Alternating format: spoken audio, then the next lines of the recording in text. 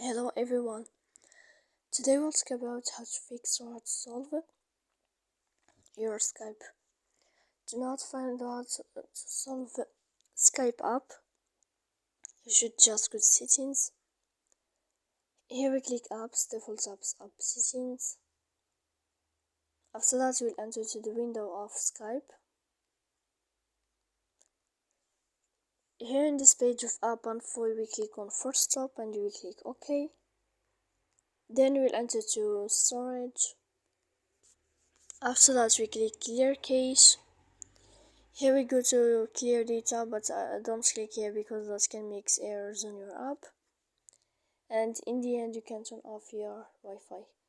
So please don't forget to support us by liking and subscribe. See you next time in another video. Goodbye.